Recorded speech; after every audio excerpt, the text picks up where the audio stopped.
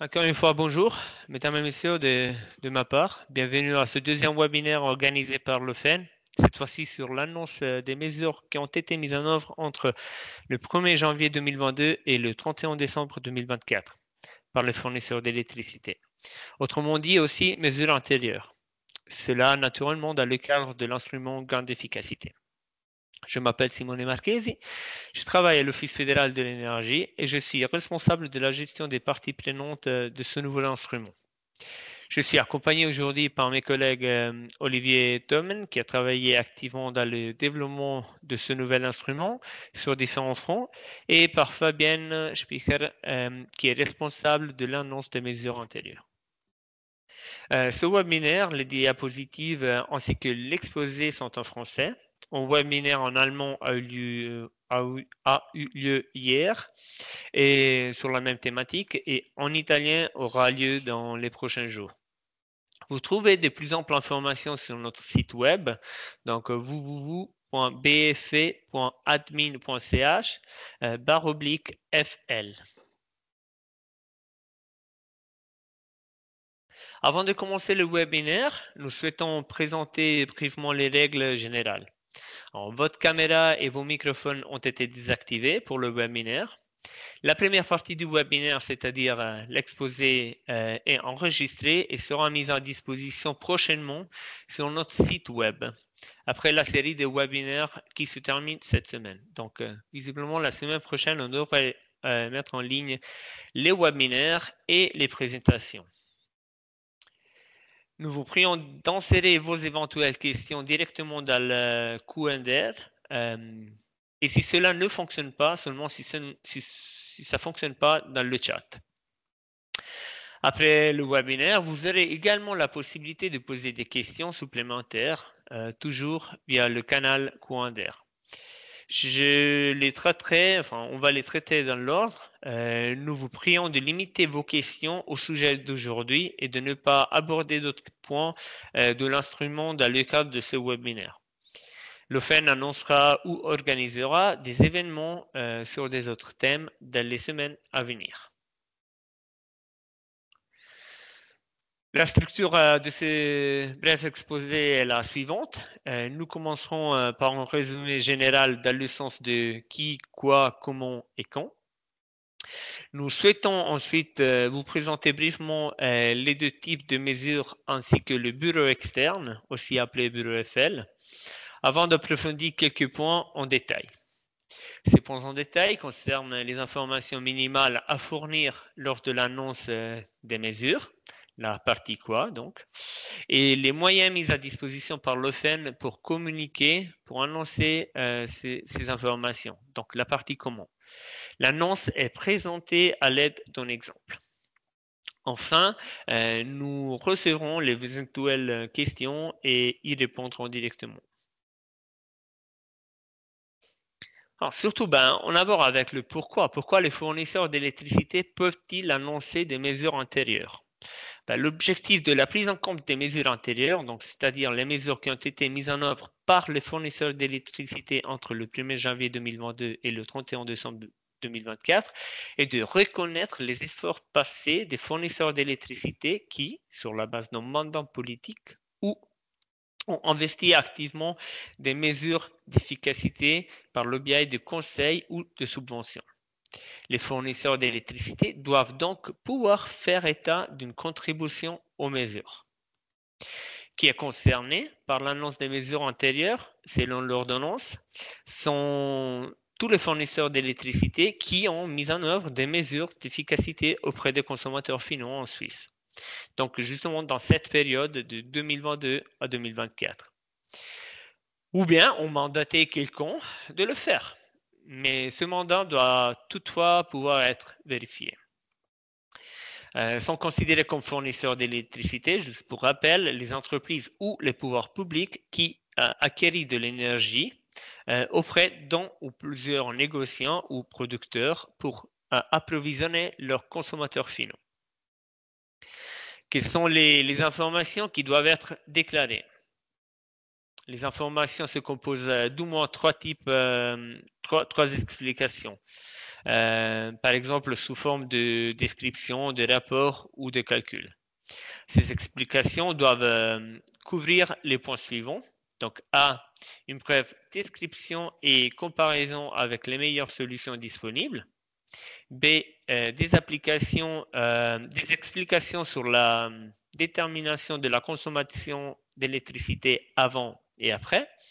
Et point C, les explications sur la délimitation par rapport aux mesures non imputables.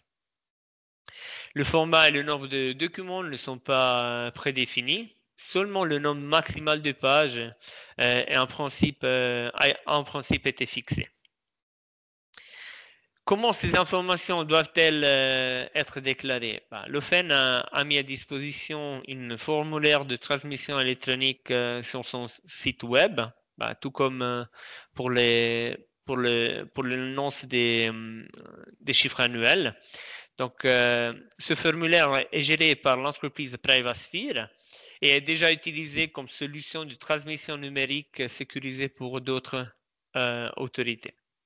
Par exemple, pour des documents juridiques. Toutes les données et tous les documents sont ainsi transmis directement à l'OFEN. Il n'est pas nécessaire de disposer d'une autorisation préalable ou d'un compte d'utilisateur pour utiliser le formulaire. Dans quel délai ces informations doivent-elles être communiquées? Les mesures peuvent être annoncées à l'OFEN jusqu'au 30 avril au moyen du formulaire de transmission, comme expliqué avant. Donc, dans le cadre de l'amélioration d'efficacité, les mesures d'efficacité peuvent être divisées en deux catégories. Donc, on parle de mesures standardisées et de mesures non standardisées. Donc, les mesures standardisées sont des mesures pour lesquelles l'OFEN a défini une méthode de calcul ainsi que des obligations de fournir des preuves. Et il les a tous résumés dans un protocole d'économie. La liste des mesures standardisées valables est disponible en annexe de la directive sur les gains d'efficacité. Aussi, sur le site internet de l'OFEN, vous trouvez en fait tous les mesures standardisées regroupées par technologie. Ensuite, il y a aussi donc, toutes les mesures antérieures pour lesquelles l'OFEN a défini une mesure standardisée doivent être communiquées comme en tant que telles.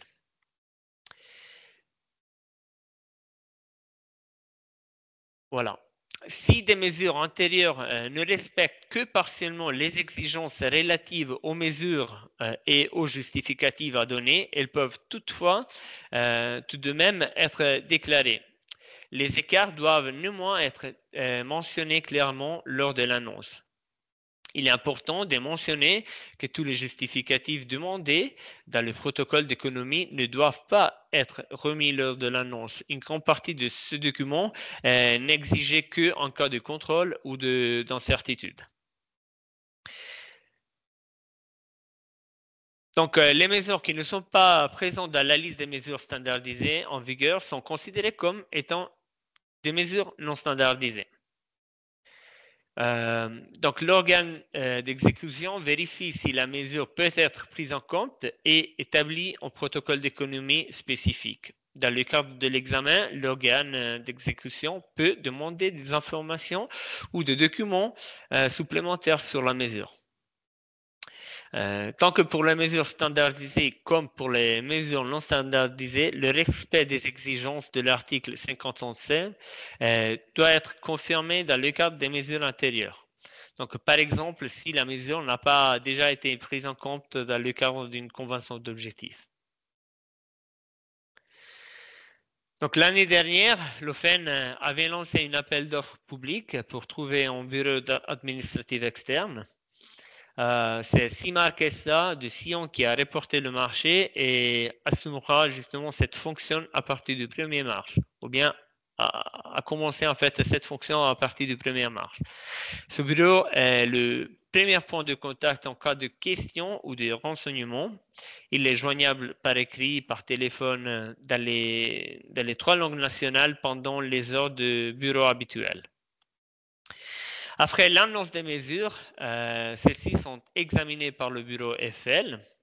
Et à cette occasion, le bureau FL peut demander par écrit des informations et des documents supplémentaires aux fournisseurs d'électricité. Afin que, voilà, c'est pour s'assurer le suivi des mesures annoncées. Cette question sera posée via l'interlocuteur qui sera indiqué sur le formulaire de transmission.